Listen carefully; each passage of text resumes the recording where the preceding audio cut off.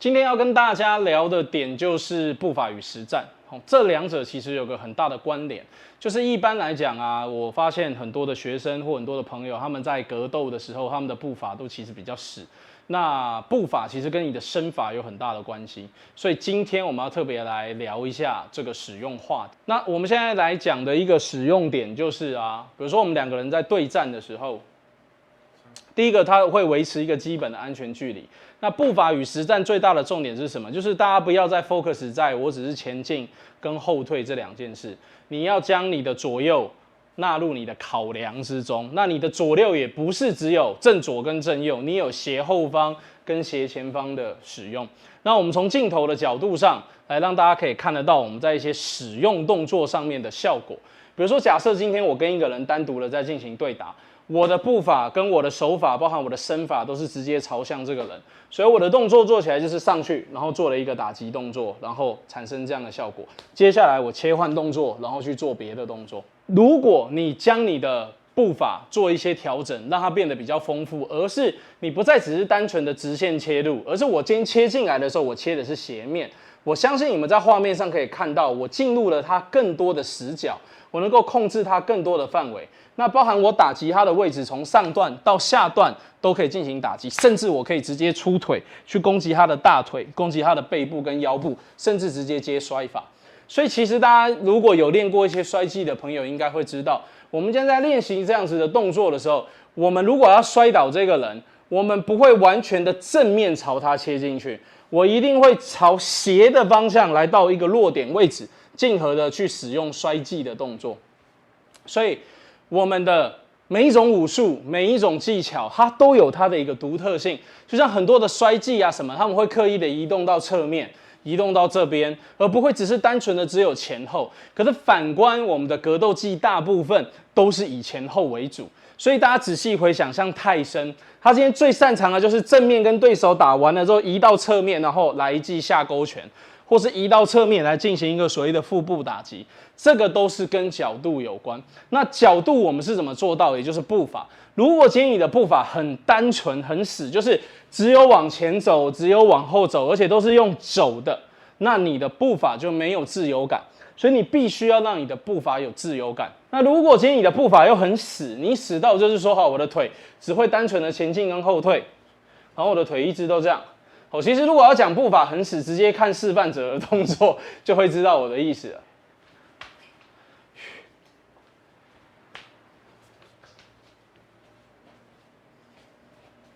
假设就是这样子的感觉。可是如果今天你让你的步伐稍微灵活一点，然后把步伐的概念加进去，我来加入一些应用的东西。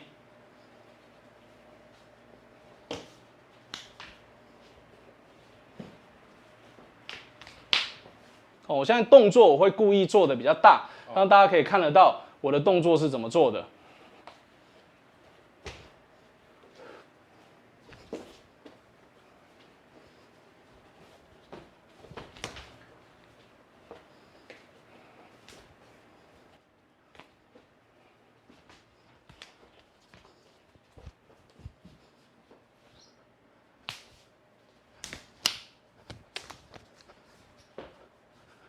好，那刚刚经过了一些简单的示范，然后大家应该因为画面片段其实不多了，那主要其实是在让大家要去看到步伐是可以用的。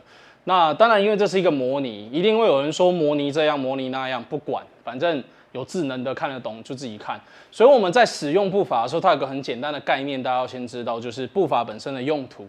你今天在做滑步、在做垫步或做前旋、后旋、跳步、碎步，它的意义是什么？比如说，假设今天我们在进行一个这样子的对打，你在要突然去接近你的对手的时候，你会怎么做？你会跳进去嘛？那只是我们的跳是有经过锻炼，有练过一个动作叫跳步的，所以你的动作会从这个位置，大家可以看到我离它的射程还有这么远，我可以从这个位置，然后在一个抓好一个时机，步伐的重心在移动的这个状态下的时候。转移我脚的状态，砰，进而的让我的身体发射出去。那这个当然你没有办法说，我们在这个姿势，然后转移，然后发射出去。大家千万不要把我们的步伐、我们的身法都想成那么死的东西。你要去思考的点是，我今天在什么时候去使用它，而不是我只能在什么时候去使用它。所以，当我今天如果我真的要喷向一个人的时候，我可能会在让他觉得这个距离是安全的，在一个距离到达点的时候，我的重心的转移恰当的时候，我的重心就会进行转移的动作，所以它做起来就会像这样，它就是一个突然的进去的动作。那这个距离会比较远，所以正常我在把握的一个有效的距离大概是在这，大家可以看到我的射程大概是这样碰不到它，可是我从这个位置出去，我就能够到达它的点了。这个就是我们步法上应用的一个范例。再来是什么？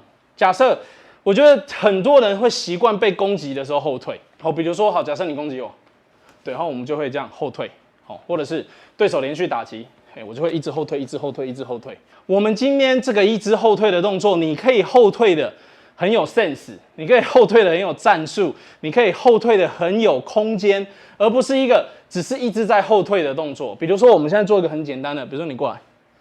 好，假设是现在我攻击他，然后你自然的后退，对，反正这应该不用特别做。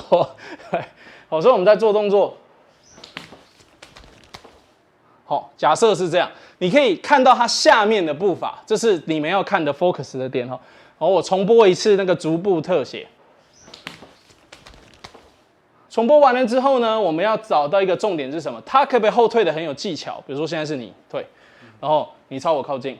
对，你靠近我的时候，我在做旋步，所以我的旋步做完之后，我可以直接出腿攻击他。那我们看一次这个怎么做出来的，我就可以看到我的腿就上去了。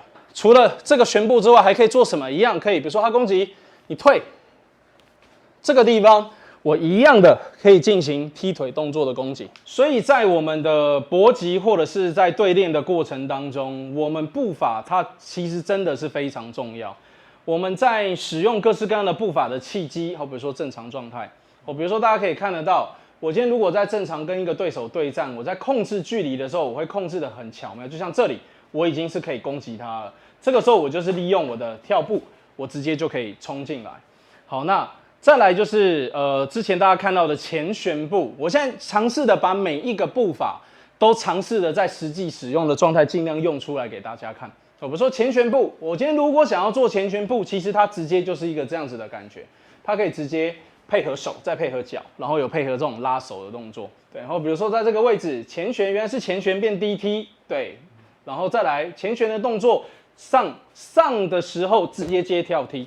前旋可以在什么呢？压迫对手的时候，这只脚一样是去踢他下档的位置，在压迫的时候，进而的利用步伐跟身体的重量去控制对手。所以前旋这些动作有没有用？绝对有用。在前旋还有什么用途？对手打进来，接到贴身进来的时候，这个地方可以做半摔的动作。因为这边地板比较硬，我不会做摔倒。那这边也可以直接用脚跟去攻击他的小腿。有时候对手一进来的时候，这个位置攻击小腿。攻击大腿都可以用，然后手臂在这个位置直接就补，接近这个位置蹬，或者是直接从这里半摔。那刚刚示范的几种步法，所以大家一定要去知道，当你今天在正常的搏击的过程当中，你要怎么样正确的去使用你的步法，跟你所在的距离、位置，跟你对步法的了解有很大的关系。所以等一下我会再做几个动作的示范，然后大家可以去看到。我在这当中，我会想办法很明显的把步法做起来给大家看，然后给大家做一个判断。